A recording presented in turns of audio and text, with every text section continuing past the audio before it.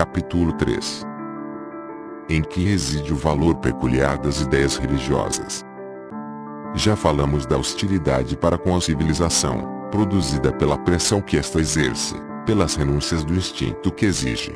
Se imaginarem suspensas as suas proibições, então, se pudesse tomar a mulher que se quisesse como objeto sexual, se fosse possível matar sem hesitação o rival ao amor dela ou qualquer pessoa que se colocasse no caminho, e se, também, se pudesse levar consigo qualquer dos pertences de outro homem sem pedir licença, quão esplêndida, que sucessão de satisfações seria a vida!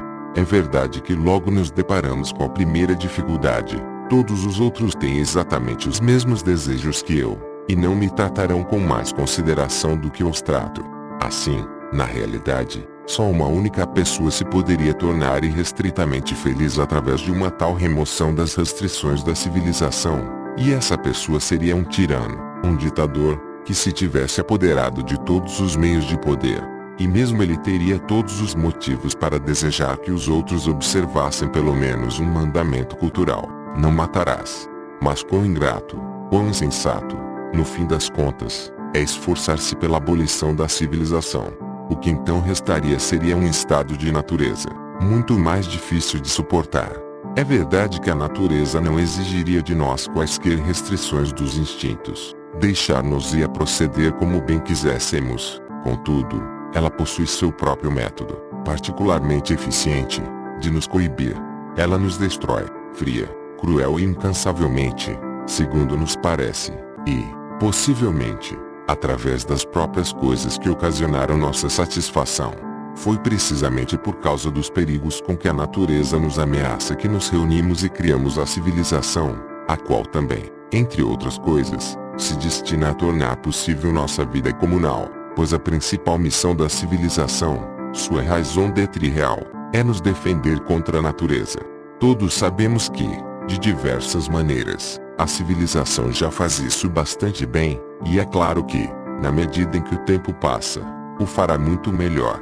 Ninguém, no entanto, alimenta a ilusão de que a natureza já foi vencida, e poucos se atrevem a ter esperanças de que um dia ela se submeta inteiramente ao homem, aos elementos, que parecem escarnecer de qualquer controle humano, a terra, que treme, se escancara e sepulta toda a vida humana e suas obras, a água, que inunda e afoga tudo num torvelinho, as tempestades, que arrastam tudo o que se lhes antepõe, as doenças, que só recentemente identificamos como sendo ataques oriundos de outros organismos, e, finalmente, o penoso enigma da morte, contra o qual remédio algum foi encontrado e provavelmente nunca será.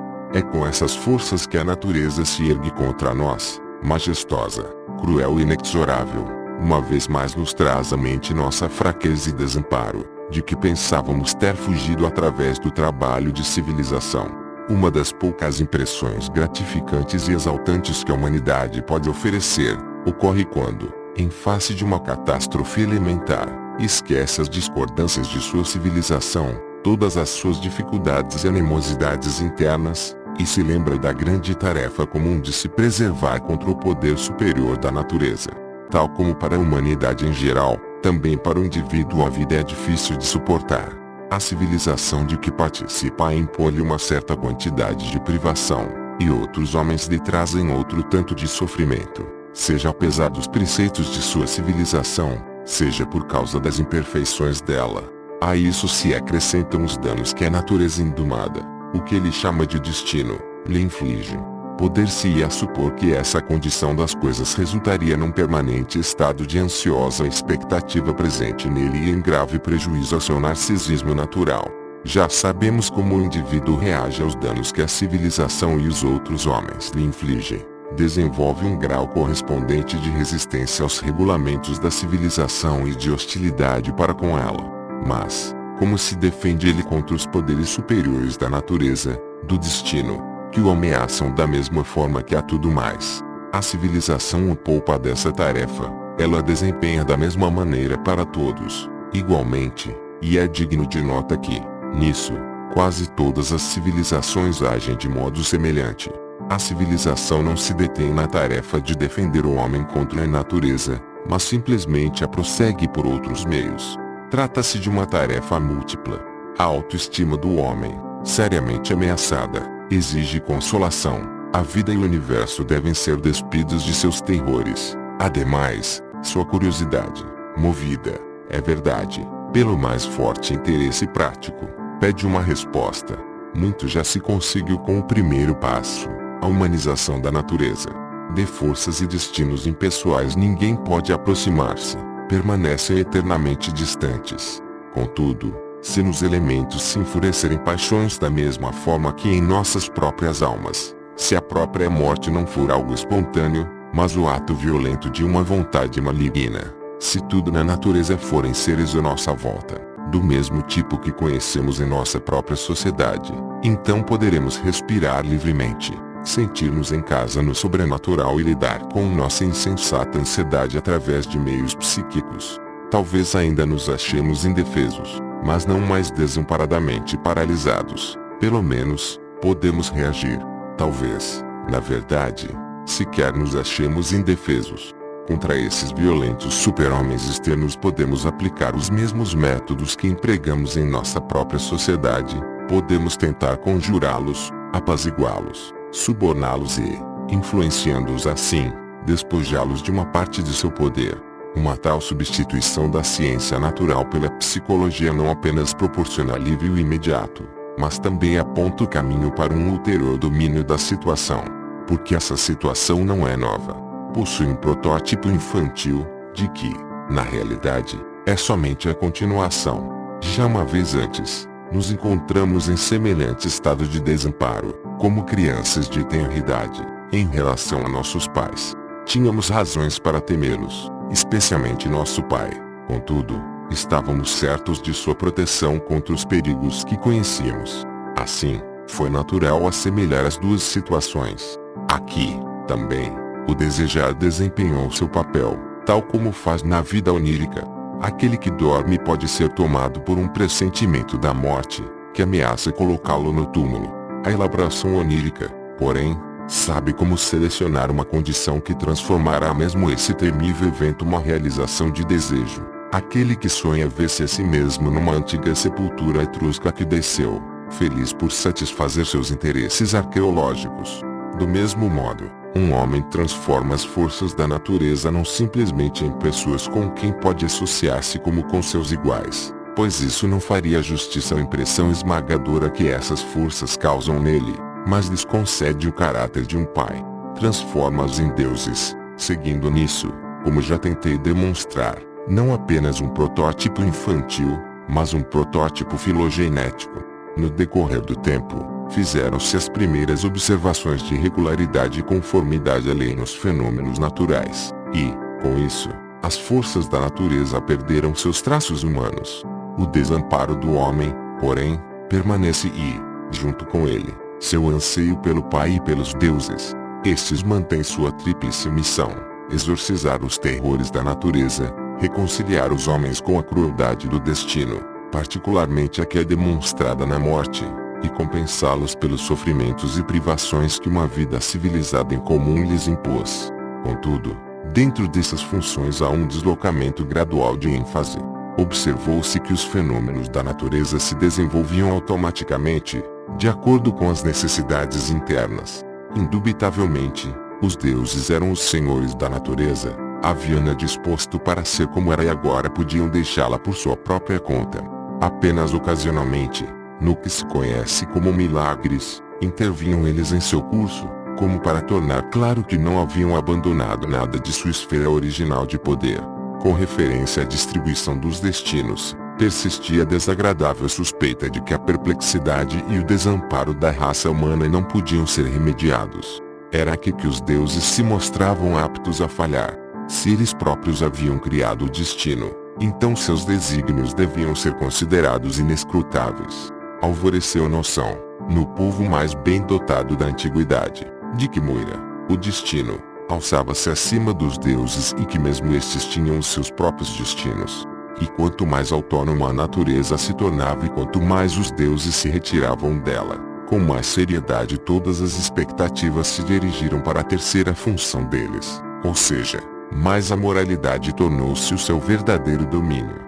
Ficou sendo então tarefa dos deuses nivelar os defeitos e os males da civilização, assistir os sofrimentos que os homens infligem uns aos outros em sua vida em conjunto e vigiar o cumprimento dos preceitos da civilização, a que os homens obedecem de modo tão imperfeito. Esses próprios preceitos foram creditados com uma origem divina, foram elevados além da sociedade humana e estendidos à natureza e ao universo.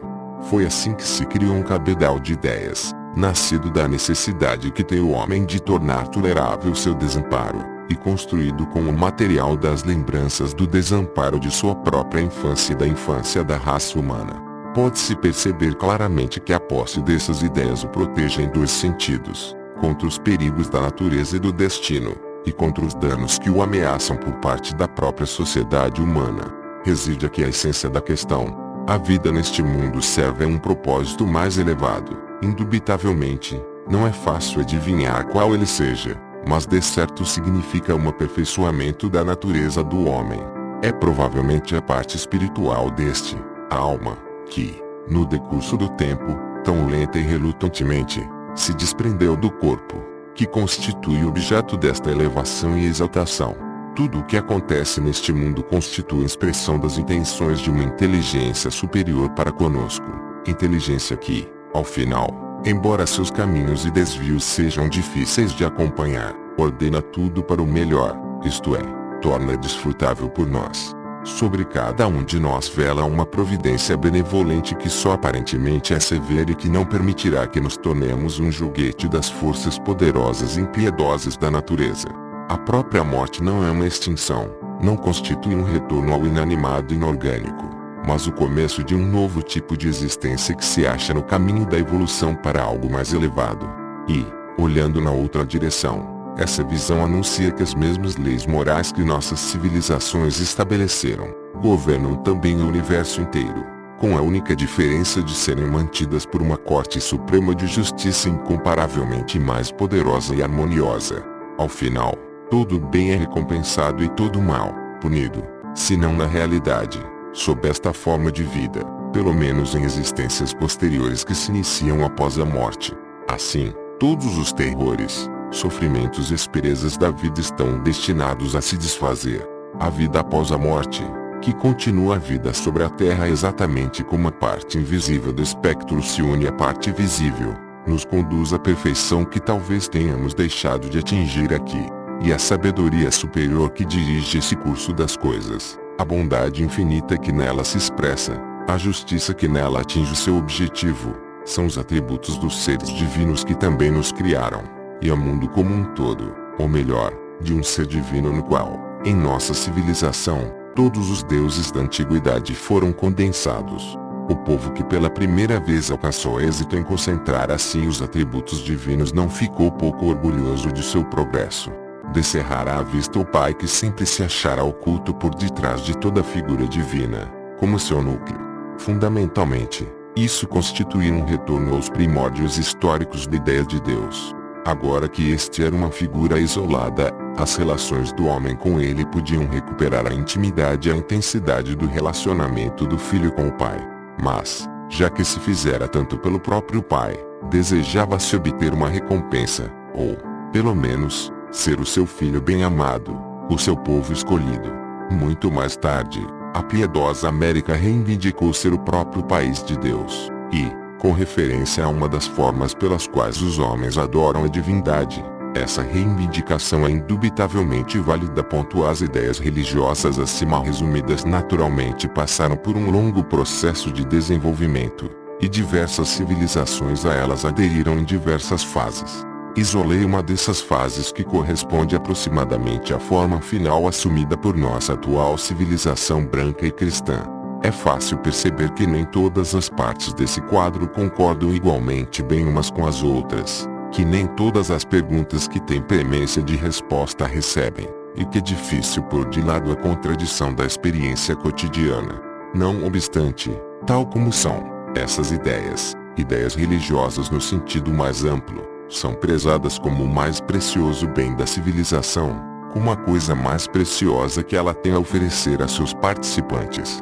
São muito mais altamente prezadas do que todos os artifícios para conquistar tesouros da terra. prover os homens com sustento, evitar suas doenças, e assim por diante. As pessoas sentem que a vida não seria tolerável se não ligassem a essas ideias o valor que é para elas reivindicado. E é aqui que surge a questão: o que são essas ideias à luz da psicologia? De onde derivam a estima em que são tidas? E, para dar mais um tímido passo, qual é seu valor real?